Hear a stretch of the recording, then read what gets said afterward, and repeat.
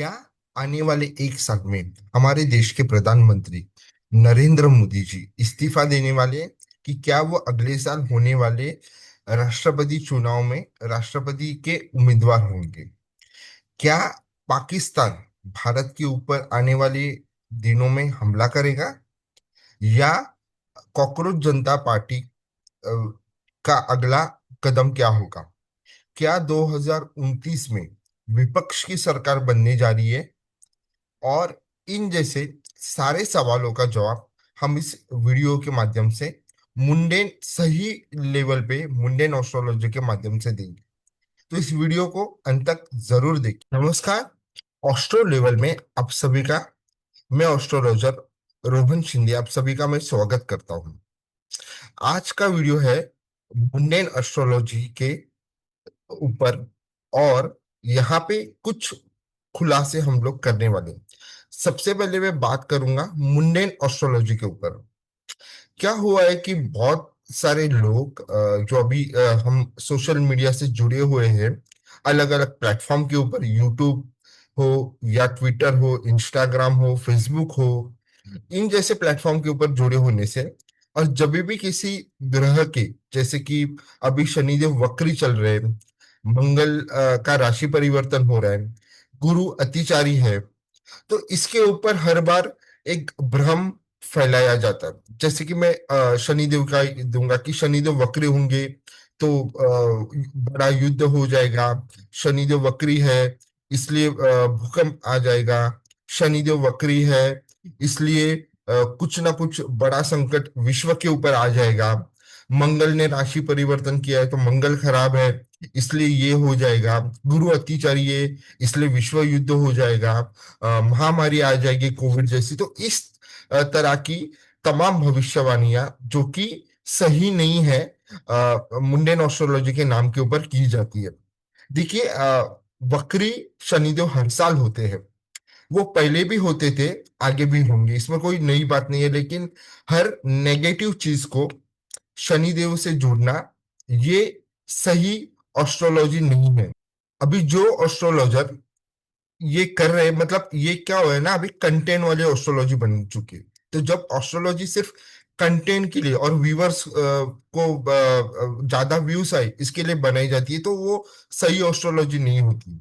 और आम लोगों का भी एस्ट्रोलॉजी से विश्वास उठता है, अरे इन्होंने तो ये कहा था, वैसा कुछ हुआ नहीं, ये एस्ट्रोलॉजर ने ये प्रेडिक्शन दी थी। आपको याद है कि ऑपरेशन सिंदूर के बाद बहुत लोगों ने भविष्यवाणी की थी कि इस महीने में ऑपरेशन सिंदूर 2 होगा, इस महीने में ऑपरेशन सिंदूर 2 होगा। वो निकल गया, एक साल मेरे ख्याल से मई 2025 में हुआ था। तो एक साल के ऊपर हो गया, लेकिन ऑपरेशन सिंदूर 3 नहीं हुआ। और हमने ये कहा था कि ऐसे कोई योग नहीं, अभी आने वाले 1 से 1.5, ऐसे कोई योग नहीं बन रहे जिसमें कि भारत पाकिस्तान का अभी कोई युद्ध हो जाए, जिसको हम ऑपरेशन सिंदूर 2 कहे। तो उसका क्या हो गया? लेकिन क्या होता है ना कि सिर्फ होके बता देना, और फिर वापस से शनिदेव वक्री हुए, मंगल का राशि परिवर्तन हुआ है, गुरु अतिचारी है, और इनके ऊपर एक ग्रहों के ऊपर थोपा जाता है कि ये है। तो ये सही में मुंडेन एस्ट्रोलॉजी नहीं है, और मैंने कहा कि कंटेंट वाली एस्ट्रोलॉजी बन चुकी है। सिर्फ व्यूवर्स और कंटेंट के लिए कुछ भी प्रेडिक्शन करो और फिर उसे कहो कि हमने ये कहा था। देखिए, भूकंप जैसी घटनाएं पहले भी आती है और आगे भी आएंगे। मैं आपको बता देता हूँ, इसमें कोई बड़ी नहीं है एस्ट्रोलॉजी। अगर या आप भी प्रेडिक्ट कर सकते हो। अगर मैं आपको सीधा बताता हूँ क्या होता है कि जैसे कि ये होता है, चंद पूर्णिमा होती है और अमावस्या होती है। आपको पता है हर महीने में पूर्णिमा भी है, अमावस्या भी है। अभी जैसे कि जो ग्रहण आया है, आप देख रहे हो कि सूर्य ग्रहण, जो कि हमारे देश में नहीं था, हमने वीडियो बनाई थी कि इसका कोई नेगेटिव इम्पैक्ट हमारे देश के ऊपर नहीं होने वाला है। और चंद्र ग्रहण भी रहेगा, जो कि, लेकिन वो भी हमारे देश से विजिबल नहीं है। तो सूर्य और चंद्र ग्रहण, आपको पता है कि सूर्य ग्रहण अमावस्या के दिन होता है और चंद्र ग्रहण पूर्णिमा के दिन होता है। इसके आसपास मंगल और बुध, इनका कोई राशि परिवर्तन हो रहा है, या ये वक्री से मार्गी जा रही है या मार्गी से वक्री जा रही है, तो जहां पे ये ग्रहण हो रहा है उस जगह के आसपास भूकंप होने की संभावना होती है। ये आप भी इसको कर सकते हैं, लेकिन इसका कोई ऐसा प्रमाण नहीं है कि ऐसा होगा तो भूकंप आना तय है, ऐसा कोई ये नहीं है, लेकिन उसके चांसेस एस्ट्रोलॉजिकली हाई रहते हैं। ये कोई, मैंने आपको बता दिया, ये कोई बड़ी बात नहीं है। आप भी अगर देख रहे हो कि नॉर्मल अगर पूर्णिमा भी है या अमावस्या भी है और उसके आसपास अगर मंगल या बुध का कोई वक्री से मार्गी जाना या मार्गी से वक्री होना या राशि परिवर्तन या किसी बुरे नक्षत्र में प्रवेश होना, तो ये ग्रहण अपने भूकंप के योग बनाता है। लेकिन क्या होता है कि हर बार इसको शनिदेव वक्री है, गुरु अतिचारी है, इसलिए भूकंप होगा, इसलिए आपदा आएंगी, ऐसा नहीं होता। ये पहले भी होते थे, पहले भी शनिदेव वक्री होते हर साल। ग्रहों के राशि परिवर्तन होते हैं, राहु केतु भी 18 महीने में राशि परिवर्तन करते हैं। तो ये पहले भी होता, गुरु अतिचारी पहले भी थे, लेकिन अभी उसे एक नया टर्म दिया गया है कि गुरु अतिचारी है, इसलिए सारे संकट। देखिए, गुरु अतिचारी का हमने भी एक जो प्रेडिक्शन की वीडियो, वो हमने कहा था ये फिनेंशियल रिसेट जो कि आने वाले कुछ सालों में होने वाला है, उसके ऊपर परिणाम देगा। और अगर हमारे देश की बात करें तो हमारे देश के लिए वो सही होगा, क्योंकि वहां पे डॉलर, यूएस डॉलर का डोमिनेंस है, वो आने वाले कुछ सालों में पूरी तरह से खत्म हो जाएगा। लेकिन उसके लिए समय लगेगा, वो ऐसा नहीं कि अभी तुरंत हो जाएगा, लेकिन धीरे धीरे डॉलर जो है, यूएस डॉलर है, वो वर्ल्ड इकोनॉमी में अपना स्टेटस खोता जाएगा। वो यूएस के लिए एक तरह का, मैं बोल सकता हूँ कि खतरा है उनकी इकोनॉमी के लिए। और हमारी इकोनॉमी के लिए वैसे देखा जाए तो वो एक अच्छी बात है, क्योंकि जब हम देखते हैं कि हमारा रुपया भी बहुत ही कमजोर हो चुका है अभी ऑलमोस्ट, और ये कुछ ही समय में रहेगा। तो एक समय आने वाला है अभी जल्दी कि हमारा जो रुपी है वो डॉलर के अगेंस्ट मजबूत होता हुआ आपको दिखाई देगा। मैं कोई ऐसी बात नहीं करूंगा कि सीधा बहुत बड़ा हो जाएगा, लेकिन धीरे धीरे हो जाएगा। लेकिन डॉलर का जो डोमिनेंस है वो विश्व में अब खत्म होने के कगार पे है। तो ये गुरु अतिचारी, क्योंकि गुरु फिनेंस रिलेटेड चीजों को ज्यादा इन्फ्लुएंस करते हैं, और ये चीजें होती है। लेकिन अतिचारी होने से गुरु को इतना खराब कहा गया है कि कंटेंट एस्ट्रोलॉजी के, कि सिर्फ विश्व युद्ध ही होगा, कोई कोविड जैसी महामारी आएगी, ऐसी कोई बात होने वाली नहीं है। फिर हम बात करेंगे हमारे देश के प्रधानमंत्री नरेंद्र मोदी के ऊपर। बहुत लोगों उसके ऊपर भी साशंक है कि बहुत एस्ट्रोलॉजर कह रहे हैं कि वो अपना टर्म कंप्लीट नहीं कर पाएंगे, वो इस्तीफा देंगे, या वो अगले साल होने वाले राष्ट्रपति चुनाव के उम्मीदवार रहेंगे, वो राष्ट्रपति पद के लिए जाएंगे। देखिए, अगर नरेंद्र मोदी जी की सही कुंडली का एनालिसिस किया जाए, जो कि सबसे सही है, पहले तो बहुत लोग में ये कंफ्यूजन है कि वो लिब्रा के है, तुला लग्न ही है उनका, लेकिन कुछ लोग उनको स्कॉर्पियो यानी वृश्चिक लग्न भी मानते हैं। वृश्चिक लग्न नहीं है उनका, तुला लग्न है। और अगर आप चाहिए तो आप अगर आप ज्योतिष में रुचि रखते हो या आपको आती है ये करना, तो देखिए, इनको 17 सितंबर 1950 उनका जन्मदिन है, सुबह 9:35 गुजरात वडनकर। तो ये एक तुला लग्न की कुंडली बनती है। फिलहाल उनमें मंगल की दशा चल रही है, और मंगल में उनकी शनि की अंतर्दशा थी, जो अभी खत्म होके मंगल में मरक्यूरी, बुध की अंतर्दशा आ रही है। अ, तो ये नरेंद्र मोदी जी के ऊपर जो प्रेडिक्शन है कि वो इस्तीफा देंगे या वो किसी और को देश का प्रधानमंत्री बनेंगे, तो ऐसा कोई योग उनकी कुंडली में अभी नहीं है। वो प्रधानमंत्री पद के ऊपर बने रहेंगे, और 2029 का चुनाव भी उनके नेतृत्व में ही किया जाएगा। तो उनका पद छोड़ना या राष्ट्रपति चुनाव के लिए जाना, ऐसे कोई योग उनकी कुंडली में नहीं है। हाँ, नरेंद्र मोदी जी 2029 के बाद कब अपना पद छोड़ेंगे, देखिए, ये हमने एक हिंट दिया है अपने मंगल वाले प्रेडिक्शन में। तो नीचे डिस्क्रिप्शन है, अगर आपने हमारे मंगल वाले महादशा के भारत के प्रेडिक्शन को नहीं देखा होगा, सही में उसी के अनुसार चीजें जा रही है, आप देख लेना। तो उसमें हमने बता दिया कि कब भारत को नया प्रधानमंत्री नरेंद्र मोदी जी के बाद मिल सकता है। तो आप देख लेना, वो बात हम वापस यहाँ पे रिपीट नहीं करेंगे, आपको वो साल भी पता चलेगा। उसके बाद बात करते हैं कॉकरोच जनता पार्टी के, जिसके ऊपर एक आंदोलन हुआ, फिर इस्तीफा हुआ, और अब बहुत लोग कह रहे हैं कि क्या होगा ये राजनीति में। उन्होंने अभी कहा कि हम नहीं उतरेंगे, लेकिन हम एक बड़ा आंदोलन आगे जाके कर सकते हैं। देखिए, उनकी भी जब घोषणा हुई थी उनके जो फाउंडर है अभिजीत दीपके, उनकी कुंडली भी मैंने देखी कि जब अभिजीत दीपके की नहीं, मतलब उन्होंने जब घोषणा की थी कॉकरोच जनता पार्टी की, तो उनकी भी वृषभ लग्न की कुंडली बनती है। उनमें शुक्र में केतु की दशा अभी है, लेकिन वो जाके इसकी दशा, सूर्य की दशा होगी उनको अगले साल अप्रैल में।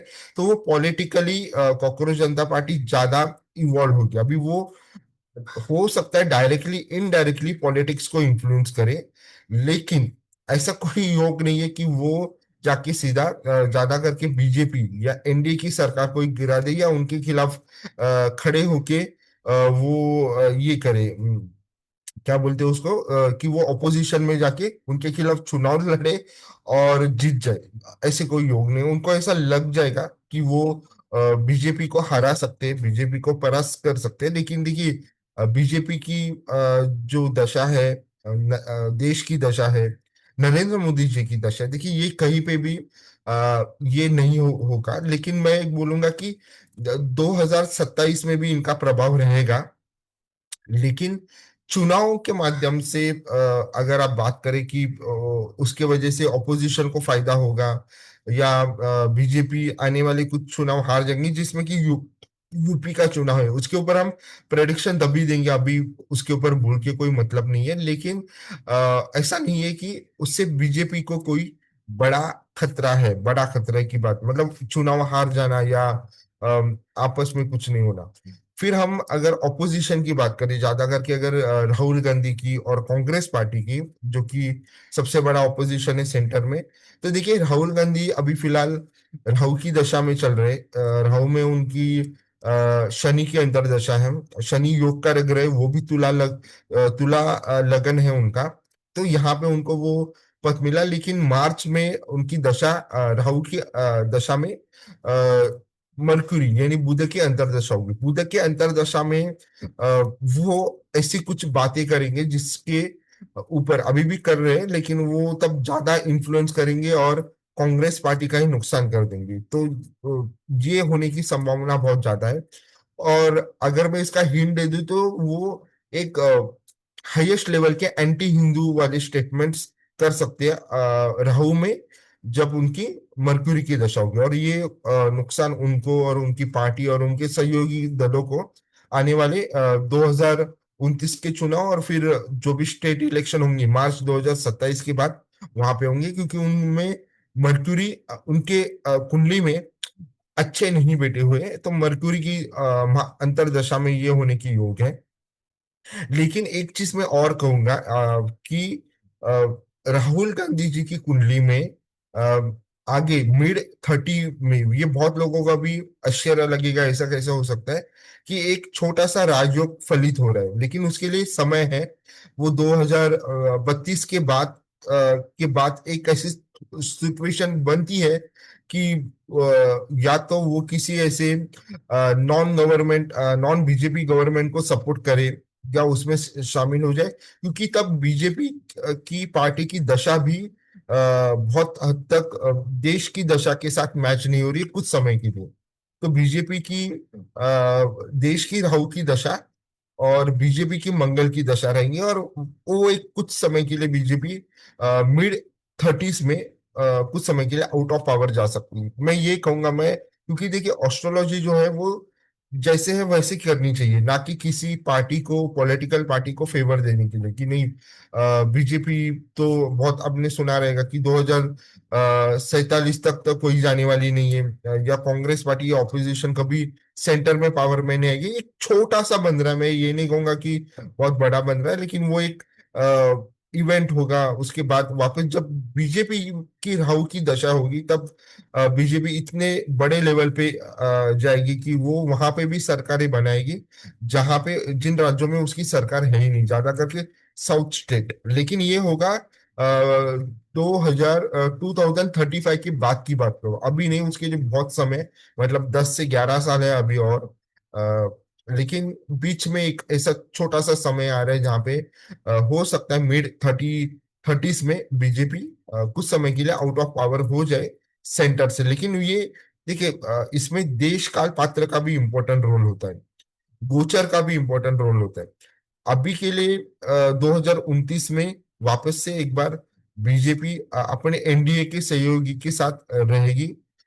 और जो अभी इंडिया अलायंस है, आपने देखा रहेगा कि टीएमसी, ये भी हमने प्रेडिक्शन किया था कि इंडिया अलायंस के भी पार्टनर है, वो एनडीए में शामिल होंगे। वैसे तो टीएमसी आ गई, उद्धव ठाकरे के कुछ सांसद एकनाथ शिंदे जी के साथ आ गए, और भी पार्टियां हैं इंडिया अलायंस में या ऑपोजिशन में, वो डायरेक्टली इनडायरेक्टली आने वाले दिनों में बीजे एनडीए सरकार के साथ आने वाली है, जिससे कि भारत की सरकार, एनडीए सरकार कुछ इंपॉर्टेंट बिल्स को पास करेगी, और इससे ऑपोजिशन की यूनिटी के ऊपर एक सवाल उपस्थित होगा। तो ये वाली चीजें हैं।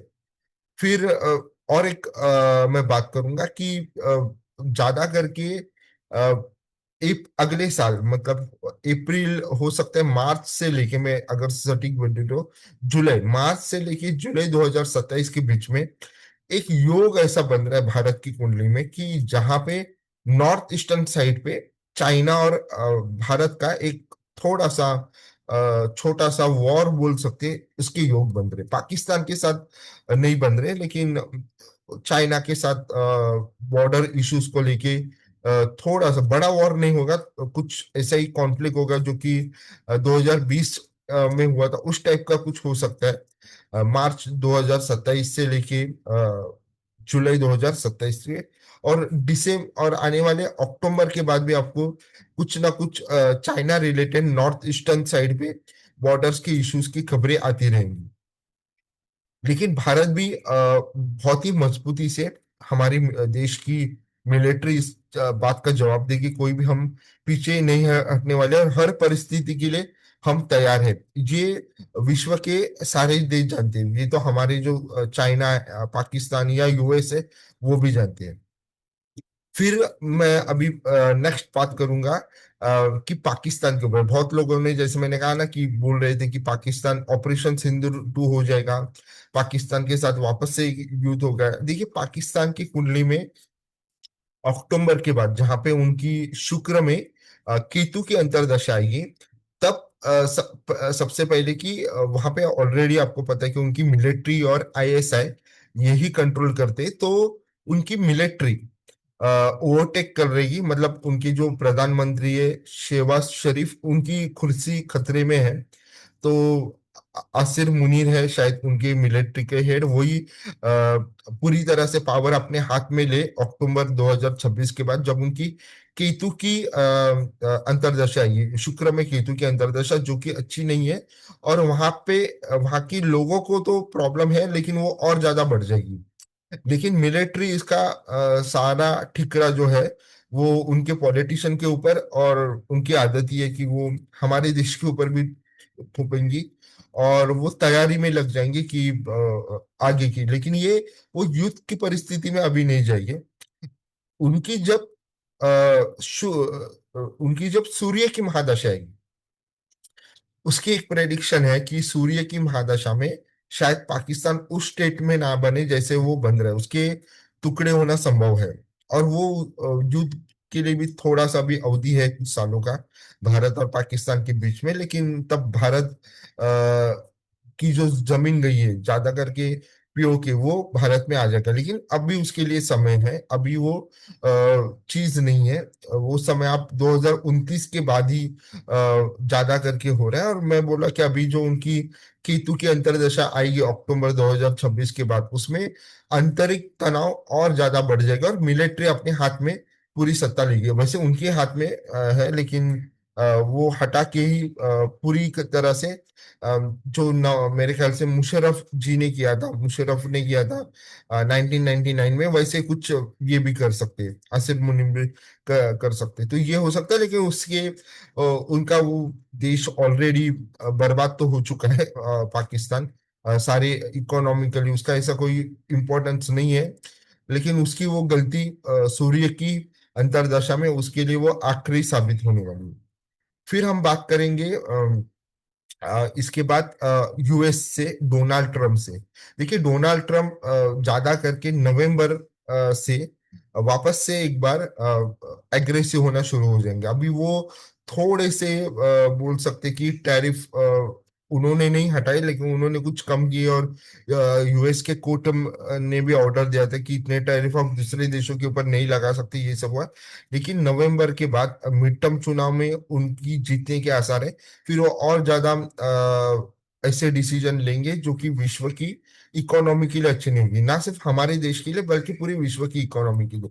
तो वहां पे भी हमारे देश के ऊपर दबाव आ सकता है, लेकिन हमारे देश की जो प्रधानमंत्री वो नरेंद्र मोदी जी, वो अपनी बात मतलब भारत की नुकसान होगा ऐसी कोई बात वो नहीं करेंगे। लेकिन फिर से एक बार टैरिफ के माध्यम से सारे देशों को डोनाल्ड ट्रम्प नवंबर के बाद धमकाना शुरू कर देंगे। फिर वो ऐसी कुछ हरकत कर सकते हैं कि जिससे रशिया प्रोवक हो जाए पोलैंड के ऊपर हमला करने में। लेकिन रशिया का खुद का भी एक स्टैंड है कि अगर ये पहला अगर वो नाटो देश के ऊपर हमले की देख रहा है, लेकिन ये बहुत आगे की भविष्यवाणी है। लेकिन उससे एक ही है कि वापस से एक बार महंगाई, पेट्रोल डीजल का बढ़ना, कि कमी होने के कारण बढ़ना, ये होगा। लेकिन ये उस तरह का प्ले हो रहा है, और डोनाल्ड ट्रम्प यही चाहेंगे कि पेट्रोल और मतलब क्रूड ऑयल के भाव वो ऊपर ही रहे, और उसके ऊपर अमेरिका कंट्रोल रहे। और फिर वो उसी टाइप में कुछ ना कुछ नवंबर दिसंबर में करने वाले हैं। ज्यादा करके नवंबर में योग बन रहे हैं। उसके कारण आपको देखिएगा कि जो हमने एक स्टॉक मार्केट का प्रेडिक्शन भी किया था कि ये साल थोड़ा सा निकलने का समय है, सारे स्टॉक के लिए अप्लाई नहीं होगा, लेकिन थोड़ा सा करेक्शन टाइप मिल रहा है। लेकिन वो एक ये भी बोलते हैं जिनको अगर जानकारी है तो फिर ही आप करो म्यूचुअल फंड या इन्वेस्टमेंट अपने आप से, या बिना किसी फिनेंशियल एडवाइजर के, certified financial adviser SEBI register से आप स्टॉक मार्केट में काम ना करें, वरना वो आपके वेल्थ के लिए खतरा हो सकता है। तो अक्टूबर वाला पीरियड थोड़ा सा स्टॉक मार्केट के लिए एक करेक्शन वाला फेस लेके आ रहा है, इसकी बात आप ध्यान में रखें।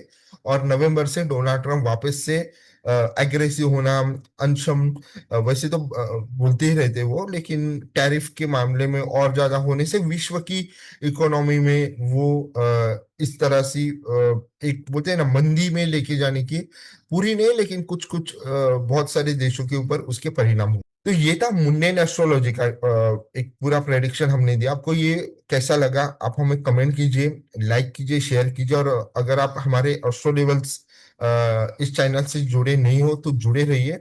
और मुंडेन एस्ट्रोलॉजी के और अ, आम एस्ट्रोलॉजी के सबसे सटीक विषय के ऊपर हम अपना विश्लेषण और भविष्यवाणी आने वाले दिनों में लेके आने वाले हैं। इस चैनल को सब्सक्राइब नहीं किया है तो सब्सक्राइब जरूर करिए। जय श्री राम, धन्यवाद।